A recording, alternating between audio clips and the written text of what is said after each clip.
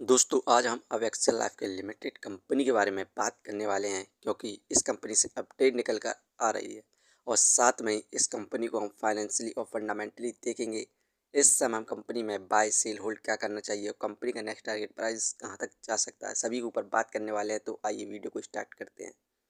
अब Excel life care Indian company है। इस कंपनी का मेन काम chemical trading pharmaceutical related business करना है। दोस्तों अब एक्सेल लाइफ के लिमिटेड कंपनी का शेयर प्राइस अभी 94 पैसे चल रहा है।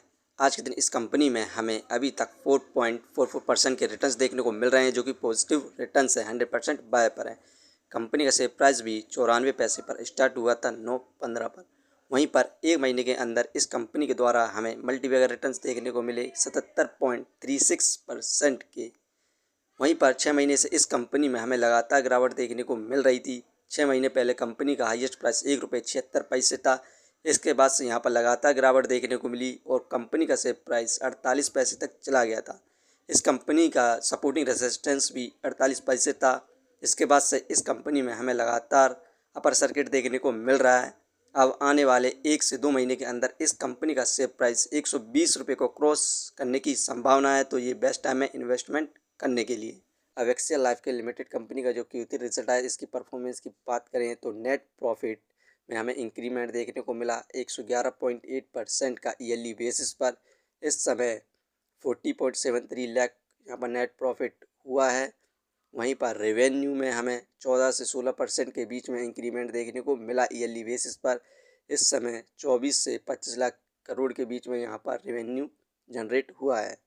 नेट प्रॉफिट क्वार्टरली बेसिस पर 0.29 से 0.41 करोड़ के बीच में हुआ है। शानदार यहाँ पर प्रॉफिट गेन किया है, तो हमें तेज़ी देखने को मिलने की संभावना है।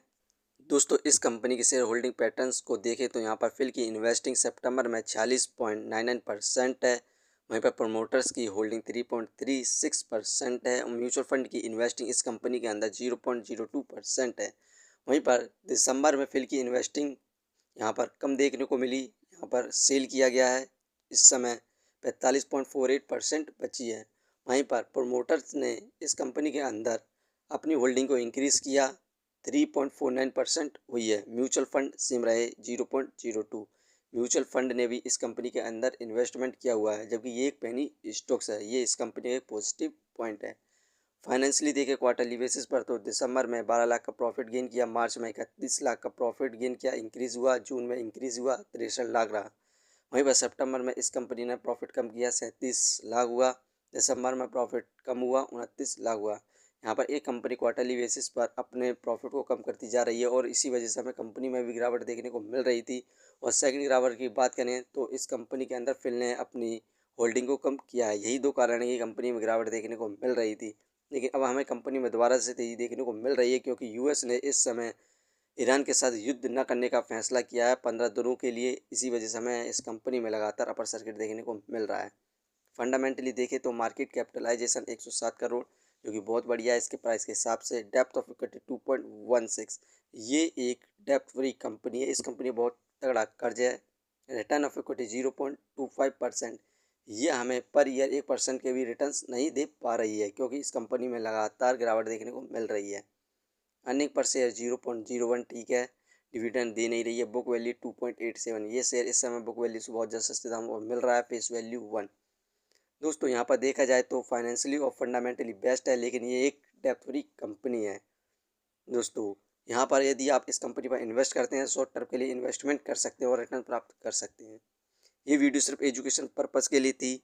यदि आप किसी भी कंपनी या स्टॉक्स पर इन्वेस्ट करते हैं तो एक बार अपने फाइनेंसियर्स और एक्सपर्ट की सलाह ज़रूर लें। कभी भी लोन लेके इन्वेस्टमेंट ना करें, वरना आप भारी मुसीबत में पड़ सकते हैं। यदि कंपनी के बारे में जानकारी सही लगी हो तो अपने चैनल को सब्सक्राइब करें, जिसका नाम है स्टॉक एनालिसिस। धन्यवाद।